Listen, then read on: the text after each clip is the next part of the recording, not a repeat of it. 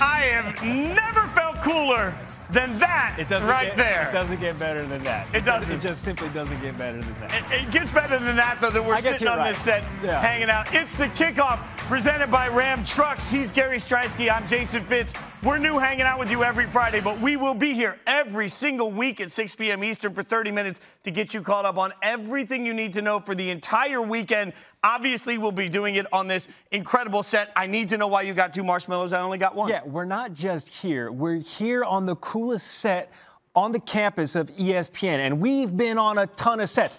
Who else has a bags court? Who else has a fire? Who else can roast up some s'mores? I'll tell you who. Nobody except me and Fitz, and we're going to be here every single week. The good news is I got dibs on the boards. No. See, I knew you were good. I'm going to give you the grill, which, not for nothing, that is like a trophy, by the way. Actually, you know what? I get the grill, and I get the bags board. No, this doesn't work this way. I've just delegated that to myself. It took 3 minutes, and we've suddenly become absolute children breaking down everything that you need to know on the set. But I promise we will be breaking down things to look forward to as we're now on week 1 of the college football season. Yes, last week was week 0, but all the heavy hitters, Fitz, are playing this weekend. We have 5 top 25 matchups. So we already have, I know it's September, playoff implications. Yes, we have Alabama and Miami kicking things off, but everybody looking forward to what's going down in Charlotte versus number 3 Clemson taking on number 5 Georgia. It's going to be a beauty. Oh, yeah, and we also had some football last night. Yeah, I mean, you're trying to get into the playoffs. Before we can tell the story of what happens this weekend, let's start by getting you caught up on what you might have missed last night. A recap of some of the action from last night.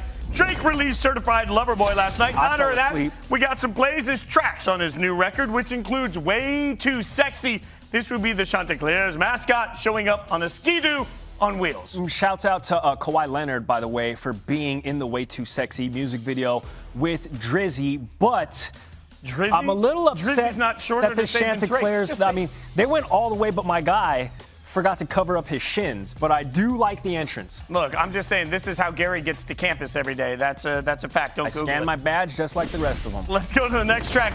Race My Mind. This goes to Boise State UCF. Gabriel out to throw the ball. Not open here. It's a pick, and now, he's rumbling. You know what you wanted. Swiggity Spooty, he's going for that booty. 5 minutes in. Woo! 5 minutes into our new show. I'm nothing if not consistent. By the way, Boise State blew the lead. UCF gets the win. But still, fun highlight. Next up on the track list, you only live twice because Boise State's quarterback decided to attend a Zoom class from the locker room during a weather delay. I love the studiousness of it. Listen, student athlete, but do you think this played any factor in why Boise State blew a lead? Were their minds elsewhere, like on assignments already due? I just wonder if he got extra credit from the teacher. Like, if you connect during a game, you should get extra bonus points for it. Bro, he pulled up fully suited? That's legit. Nah, I'm all in for that. All right, next up on the track list, fair trade. Now this goes to Mercer beating Note Point University 69-0. That's the kicker, missing the extra point at the end of the game. You know. Listen, he said he had to take one for the team, and thus he did, as Mercer is absolutely turning up on the sidelines, so shouts to them that they had one. I love working for Mickey Mouse, so that's all I have to say about that score. In the meantime, Gary Striewski, Jason Fitz, the kickoff. Look, part of the kickoff last night, the majority of the kickoff was focused on number 4 Ohio State and Minnesota. And this was a game that was tight. It was 14-10 Minnesota at the half. We saw 2 teams that were really battling it. In the second half, Ohio State absolutely blows up. They're able to take advantage of a second half run, including, in honor of Mike Golick Jr., our friend, this little thick 6 action. Always love a thick 6. Oh, fumble! Then he picks it up and he says, I do cardio too. Check out my Peloton score. Had everything. Woo. Don't look at mine. I am ashamed to admit that. Don't follow me. Don't look for me. This dude runs faster than both Fitz and I, and that's why we're on these lovely studio chairs. And that's why you have a beautiful thick 6. But not for nothing. I mean, you said Minnesota was going to play Ohio State tough right out of the gates, and they did, not just in the first and second quarter, but like this was a game that, dare I say, was on upset alert, of course, until Mohamed Ibrahim went down with injury, but he was rattling off 5 yards a clip. Yeah, I think to me a couple of things stand out. One, we're going to see this all week. weekend. C.J. Stroud comes in as a redshirt freshman, struggles in the first half, and everybody wants to make it a big deal. I'm not going to do that. There's no preseason for these guys. So trying to figure out how they're going to pace themselves and trying to figure out how to run their offense takes a little time. They settled in. Also alarming to me, Ohio State's touchdowns all came from 30 or more yards away. Yeah. Explosiveness, big plays. One of those touchdowns was a 38-yard strike to that man right there, Chris Olave. And how do you like this for efficiency? Chris had 4 receptions, 117 yards, and 2 scores. I don't know the quick math on that, but that's like 30 yards a clip. So as long as he's going to be there to be CJ's security blanket, Ohio State will be fine, and those growing pains will be a whole lot less painful with that supporting cast. Olave and CJ have a special handshake. Are we going to have a special handshake by the end of the season? Are we too far away from each other? So should far, we? Yeah. Should we mark? Should we touch on Mark? This is why they don't give us anything nice. I mean, let's just go on, move on. We talked about last night. Let's turn our attention to the main event, and that's a full slate of college football Saturday games tomorrow. Look at this. I love it when you get rivalries and conference matchups out of the gate. Penn State, Wisconsin, sneaky good game. Bama, Miami, everybody's been talking about. Indiana is a football school. Okay, but maybe if they beat Iowa, was Texas back? And, of course, Georgia, Clemson is the game everybody will be looking at. That's 5 AP matchups, top 25 matchups for the first time ever on opening weekend. So a huge slate of college football. We got beefy matchups all over the weekend. Whoa. Beefy not in action. Wow, come on. We just added some muscle, some support. That's Eric right. Mac Lain joining us now. You might know Eric from the ACC network, that's where we get to work with him. But of importance here, the last time Clemson and Georgia played, and they were both ranked like this, you played in that game, right? I did, and we lost. But let's talk about the time before where we won. I mean, I'm trying to bring all the positive energy for you early, which we're going to do in the way of this picture, by the way. Legend at Clemson, and I got to ask you about this because this made its way into the locker room. This is Kelsey Riggs, our mutual friend, and she's hanging out in the Clemson locker room and kind of showing everybody around on social media. And she opens the door, and when she opens the door, I mean, bang. Bang! I mean, bang. How much do y'all think I had to donate to get that put right there? I mean, the follow-up question, what's it say about your playing career that they put your graduation photo in? Nothing with the... No athletic skill. No just pads, no... 2 degrees, that's all I'm good for. 2 degrees? Overachiever. Why'd you need 2 degrees? Because I had a 5th year, man. I just went to get another one for free. I mean, that is the sort... See? That proving that he's smarter than the rest of us. Let's use some of those smarts to get some analysis on the game that we're all talking about. This game has the most playoff implications when you've got number 3 Clemson taking on number 5 Georgia. Neutral site game, as we all know. You can see here from our playoff predictor. I have no idea how the stat weenies figure this out, but they will tell you that this game has the most playoff implication for everybody. So that's one important stat. But Gary, we've got an even more important stat when it comes to all of this. Everybody knows you need to come to this show for the important, hard-hitting journalism, and we're talking dogs versus cats. So, Mac, are you a dog or a cat guy? In this situation, I'm a cat guy, but anything else, I'm a dog guy. Okay, and that's very important nuance because in the history of dog versus cat matchups, dogs on top. UGA in that sense, but obviously Clemson have the upper hand with the success on a national scale. I got to cut you off because I'm just having this total moment here, and you're the right person to answer this. I'll never forget hanging out. We were there. We watched the Clemson mascot walk by, right? He's a cat. Jacked. I mean, the largest back I've ever seen on any mascot. That guy is 6'6". Yeah, he is. 220. He's a great friend of mine. Came to my wedding. He was the tiger that came to my wedding. My God, like that is. Yeah. Does he have like a side hustle as a trainer? Yeah, right. Whatever. Moving, landscaping trainer.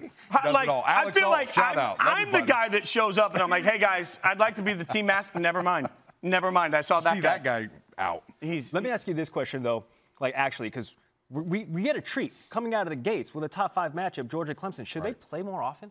Like, you guys aren't that far away from each other, geographically speaking. Absolutely. I think they should. It's almost a more exciting rivalry, depending on who you talk to. Now, I know that South Carolina-Clemson is a big deal, but people get jacked up for that game. And it used to happen all the time. Back in the 80s, it was a great matchup. I almost think the story is the fan bases were like too wild. Like there was fights, there was things happening. They're like, we're not playing anymore. And so it's on the schedule. It'll happen a couple more times. I think they go to Georgia first, and then they come back to Death Valley. So we get at least 3 in the next, 5-6 years. All right, so this matchup has been quarterback obsessed. I think there's a lot more to it, but we all love to talk about mainly quarterbacks. Georgia's got a great one. Clemson's got one that we're still trying to figure out. And you know, I'll be honest, I spent a lot of time practicing it last year, so I feel like I'm an expert on this, but I'm going to get your expertise on saying properly DJ's last name. DJ Uiagalelei. I just messed it up. Yeah. Can we cut? Can we read it? DJ Uiagalelei. See? There we go. DJ, how embarrassing was that? On the spot. I thought you threw in an extra lay, and I was like, did, and it was a mess up. I was too excited. But you know what's interesting, what you just said, is that JT is the more experienced guy. I think when you look at both of them, maybe that's the true answer. But when you talk about proven, I think they're both unproven. I think both guys have a lot to prove, especially at the highest level. When you look at JT a year ago and you see the games that he played against, the team that I hear the most about, man, that was such a great game, was a 5-4 Missouri team. I mean, 5-4, and people are saying that was such a great. He's going to see something very different than that in this Clemson game. You said see something different. I want to stick there for 1 second. Brent Venables is the best defensive coordinator in the country. He's had all summer to dial something up for JT, right? So what does Clemson do to slow down Georgia's offensive power? Well, when you look at what they do best, it's run the ball. That they're going to come off the bus running the ball. That's what they're going to do. But also, he got sacked a lot last year, guys. So I think what Clemson is going to try to do is get him off his mark, get his eyes down on the line of scrimmage, not up where he can make these deep shots, and just have him move and get him uncomfortable. He's not the best dual threat athlete. I don't think anybody will call him that, has great arm talent. But if they can get him moving, I think they like their chances. So obviously, quarterback, the story of tomorrow's Mayo kickoff between Clemson and Georgia. Give us some players outside of that particular matchup that you're geeked up to watch. Yeah, I think when you look at it and you see those guys and who's really going to be in it, I think the running back is going to be a big position. I think, you know, when you're replacing a guy like Travis Etienne and what is he going to be able to do, I'm excited to see that. But you look at the Heisman hopefuls there. DJ Uiagalelei, again, a guy that has 2 starts. Bryce Young, no starts, and he's right there, third best for these Heisman hopefuls. So it's going to be interesting when you see this. Sam Howell, sneaky name. If you're a betting man or woman, throw the house on that, man. I really like it. Why is Spencer Rattler on that list and up so high? Is that just the benefit of being an Oklahoma student quarterback? Because would he be on that list if otherwise the school was a different name? I agree. I totally agree with what you just said. I think that if he was at Texas Tech, he's not on this list. Yeah. I think that it comes with that territory of, all right, we've seen what Oklahoma has produced. We've seen the first overall draft pick a couple of years in a row there with Baker and with Kyler Murray. So it's like, of course this guy's going to be the Heisman. Now, you mentioned Bryce Young a second ago. They have a big matchup against D'Eriq King in Miami. You cover the ACC. How can D'Eriq King get something? How can they accomplish what no one thinks they can? He's got to be mobile. He's got to use his legs, and not really just on designed runs, but escapability and extending plays. Alabama lost so many guys, especially defensively, offensively, but if they have a young corner, if they have a young safety in that game, they see him out running, maybe they trigger, maybe they leave somebody open, and that 91% of production returning from Miami really steps up to the plate. So I think that's going to be the biggest thing. D'Eriq King has to play like a Heisman Trophy candidate. I think it's hilarious that you said the mobility and emphasis on the latter point, not out of want, but out of need, because I think he's going to be running for his life against Alabama, Miami, trying to knock off a #1 for the first time in over 2 decades. I don't think it's going to happen. Yeah. What about Bryce Young, though? Where are you on Bryce coming into this? It's going to be a thing where I think we compare him all the time, where we're going to say, well, this isn't what it looked like with Tua. This isn't what it looked like with Mac. But he's his own guy. And, you know, I think there's no question arm talent is there. You know, we saw him in high school light it up. He's a smaller guy, but there's just so much to replace. He's not throwing to Devonta Smith. He's not throwing to these big guys that he knows has been there, done that. And so, you know, it's going to be interesting. Is there any type of, you know, lapse at all, or is it business as usual and Bama just reloads? Now, you cannot be on a set like this, my friend, without talking about tailgating. Tailgating to me means food, right? So we're going to do a little fun segment. That's a fair point. Again, we need the backup hour. We got the Picante picks here. So we're going to give you a game. We're all going to chime in on this. Where do we think it falls on, you know, the hot takery of upset possibility here? We'll start with Western Michigan at Michigan. Michigan a 17-point favorite, so Picante pick. I'm going to say that this is like a honey barbecue. I don't think there's any chance of there being some sort of an upset on this, so it's honey barbecue. It's all sweet for Michigan. honey barbecue. I'm going naked. I think Really? there's no shot Just of an dry upset. rub? Thought that was No, not sexy. even a dry rub. Not plain. Really? No salt and pepper even. Well, I feel like an idiot because I'm going straight fire. I don't trust Michigan. I don't trust Harbaugh. I don't trust this team out of the gates. And listen, I'm old enough to remember when Michigan, I know it was a completely different team when they got upset by App State, but there's a reason we always bring it up. Because if it's going to happen, it's going to come from a directional Michigan. So give me the spiciest of spice. I'm staying out of your mentions for the rest of the night after Michigan season. All right, let's go to the next game on the spread, right? Oh, yeah, certainly now we're qualifying all the spread stuff. Next game up for us is Louisiana, 23 versus number 21 Texas. Now, Texas is a 9-point favorite here. I'm going to give this the hottest I could come up with, which is mango habanero. I'm going all in, ghost pepper. Like, I am all in on the heat here. You're talking about a Louisiana team returning 19 starters. I mean, you look at some sort of proof of concept. They've got it. There's an opportunity here. Guys, listen, they are physical. They are big. They are ready for this matchup. I'm going spicy. I didn't know we could go hotter than spicy, so I would say ghost pepper as well, but certainly spicy. I think this is the game that could really get nasty. All right, boys, we're all on the same page because I went red hot as well. Come Again, on. Texas, there's a reason we always ask in September, is Texas back? And we're like, yeah. No, wait, never mind. And the Raging Cajuns were good last year, and to your point, returning all of the starters, and they're a good team. They proved it last year, and those same guys are coming back this year. I will say, though, I think there will be a Sark factor. True. I think that he is going to have this offense looking pretty, but it is the first game. If we'll all calm down on Texas, I think he has the chance to build something that's actually good there. Let's go to the next game on the list. This one I'm big on this week. Number 16, LSU at UCLA. Look, I'm giving this sort of my medium spice rating. LSU's a better football team than UCLA is, but I keep looking at the fact that LSU has to go across country. They have to go to California.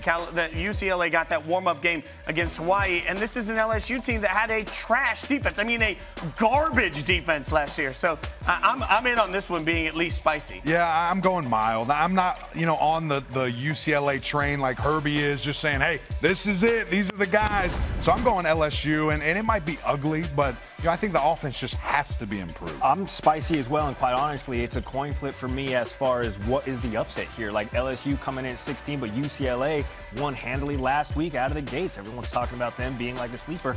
I don't know who the sleeper is in this matchup. And that's how you feed at a tailgate party. Thanks, Eric. We appreciate you, my friend. Appreciate you guys, man. All right, let's take a look at some of the other games that ESPN has across the network that you can watch. Oh, yeah, Oklahoma. Let's see a little bit of Heisman love there early on in the day. Alabama, Miami, everybody's going to be watching that one. And then the 7:30 p.m. game, Georgia, Clemson. Woo! Cannot wait. All right, we're settling into the show. We're having a good time. We got everything here you could possibly need, but we like to elevate the food game a little bit. And sometimes to do that, you need more space. You can't be on campus. So it's time to take a look at our best tailgating tips presented by Ram Trucks.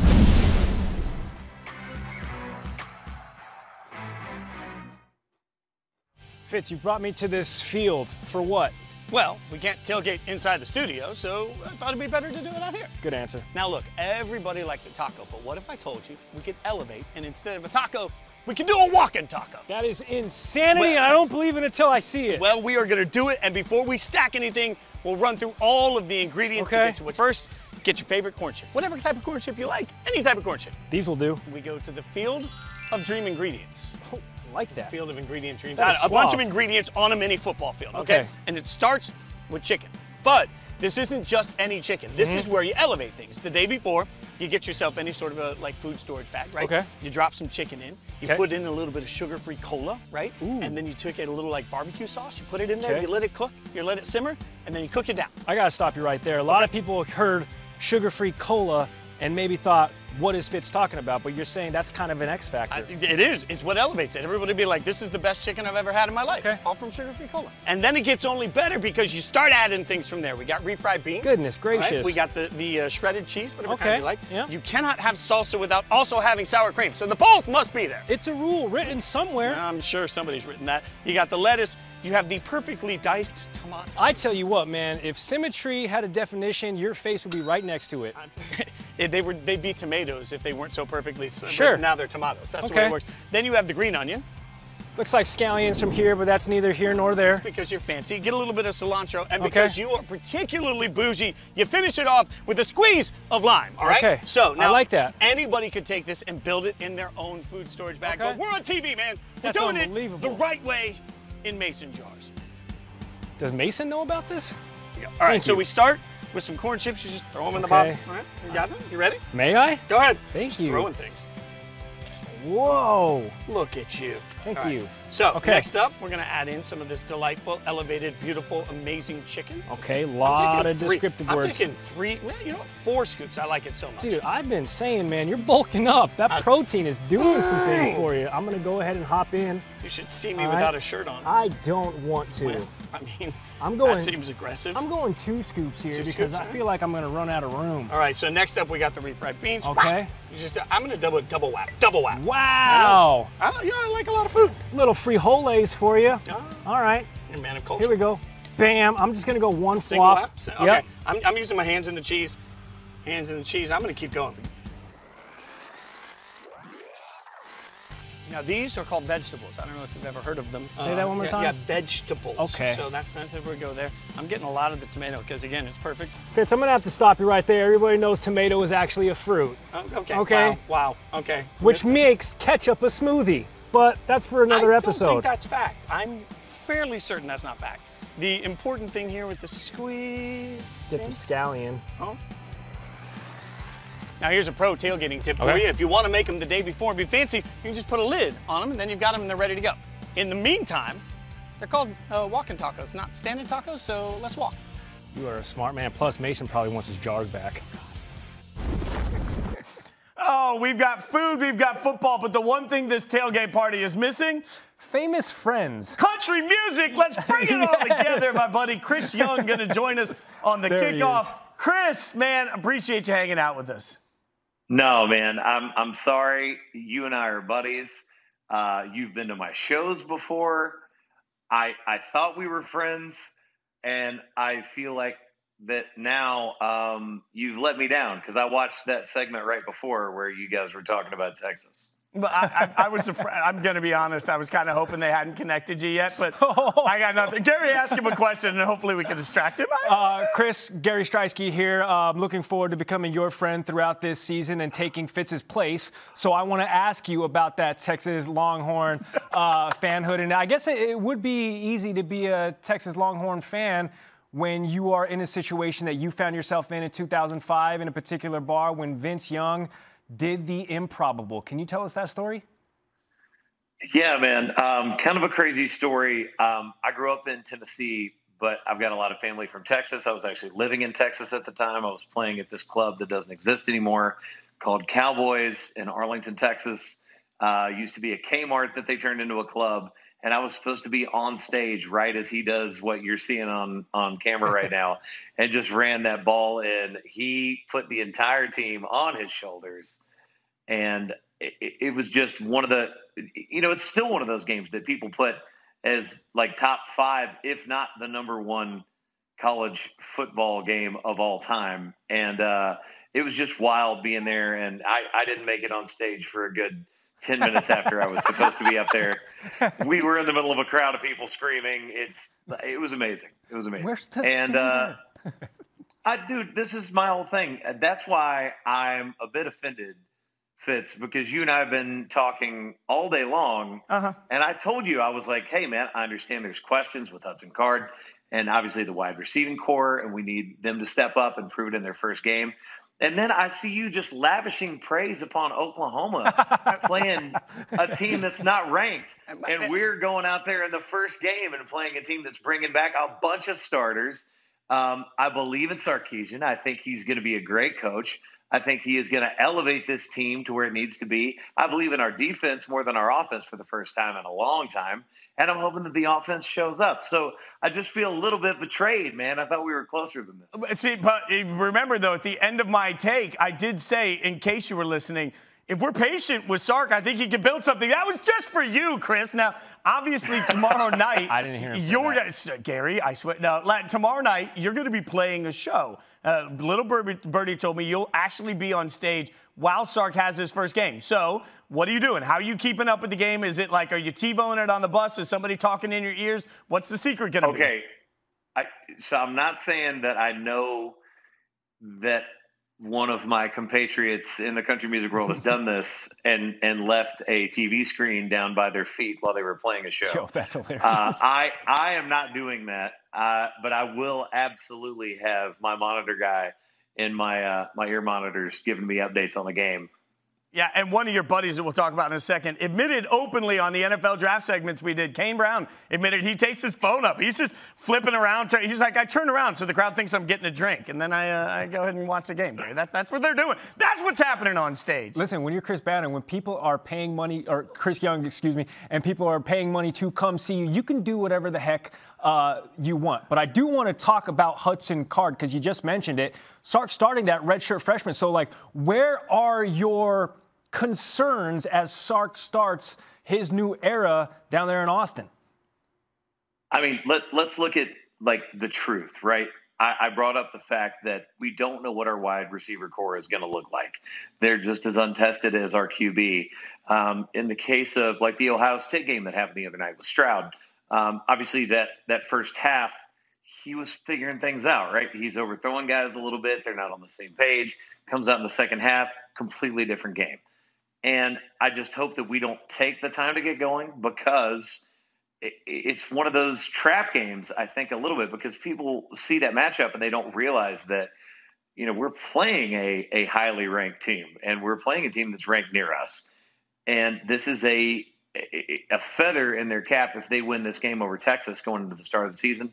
And it needs to be a fast start for Sark, especially, you know, we've looked at the history of kind of how the coaching carousels worked at Texas, right? I think that's one of those things that just gets talked about all the time, not just in sports media, but in media, period. And, like, with close friends of mine, I've got people that talk just as much about the Longhorns as they do the Volunteers, and I live in Tennessee. So it's one of those things. I think this is a really important game, and I really do think they're going to come out and put their best foot forward. So in talking to Chris, everybody knows Chris is a country music superstar. Chris also one of the smartest sports guys I know. Check out The Quad, by the way. Great podcast he's a part of that does music and sports. And so we're going to do a little rapid fire here. We're going to get a couple of other thoughts outside of Texas on a few topics. So we'll start with Harbaugh. Will Harbaugh be the coach at Michigan at the end of the season? At the end of the season, yes. Next season, no. They just signed him to an extension, so what are they going to do? Show him the door? Gary, this is our guest. It's our house guest. No, I know. That's what I'm saying. Look, I'm agreeing with him. What did you guys just talk about? Because, again, I was listening to you talk, and it's the same thing every year. You start hearing about Harbaugh, and you hear about how it's just not – he's never been able to make that leap. Yeah, you're not wrong about that. Let's go to the next one. Number 8, Cincinnati. Will they become the first non-Power 5 team to make the college football playoff? No. Yeah, I think we all agree on that. Schedule's brutal for them. They've got a really tough schedule this year for sure. I mean, that's part of it. That's the underlooked part of it, by the way. Like, if they had to go undefeated, that would be really difficult for them to do. And we just lost return here, so I don't know if we still got it there. But it would be it's back. All right, so if they had to go undefeated, it'd be difficult to do. Let's get one more in here. Other than Texas, Louisiana, give me one game this weekend you can't wait to watch. Oh, man. I mean, we've already brought it up. I really do want to see – I mean, you guys brought it up. I want to see the Georgia-Clemson game. Yeah. People are already saying this is going to be the biggest game of the season. It's the first week of college football, and mainly because both of those teams we know are going to be in the conversation for the actual games at the end of the year. It's going to be important to the SEC. It's going to be really important to Clemson, and I can't wait to see that game.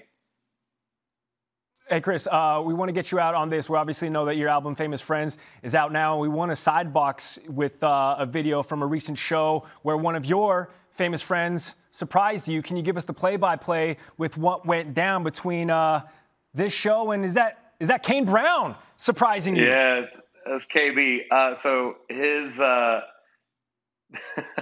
his in-laws actually lived near where I was playing that show. I had no idea he was there. They had already sound checked for him to come out. And I'd actually surprised him earlier in the year when he was doing a radio show in Memphis.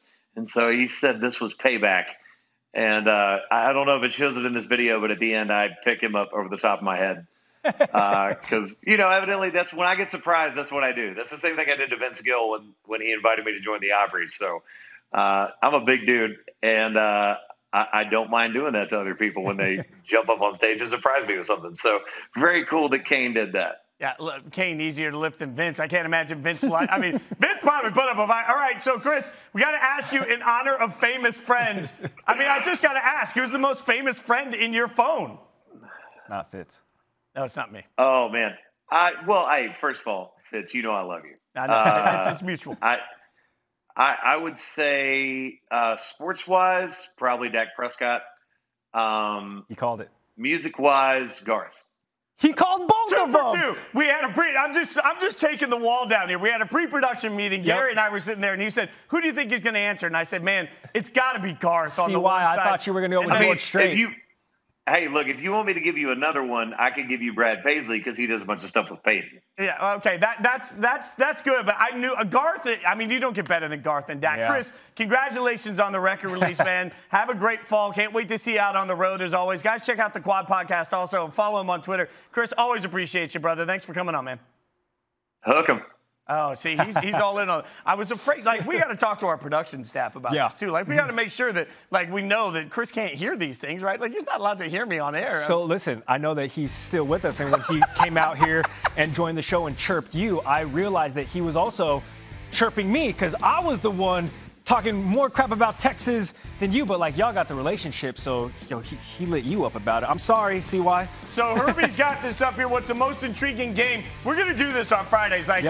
If you got one game you can watch this weekend, what one is it going to be? Specific storylines is Fresno State at Oregon because I want to see if Mr. Thibodeau, as the projected #1 overall pick, lives up to the hype. But I know, again, wire to wire, it's so hard to be everybody's projected #1 overall pick in next year's draft, especially at a defensive line position, right? Trevor Lawrence did it wire to wire as a quarterback.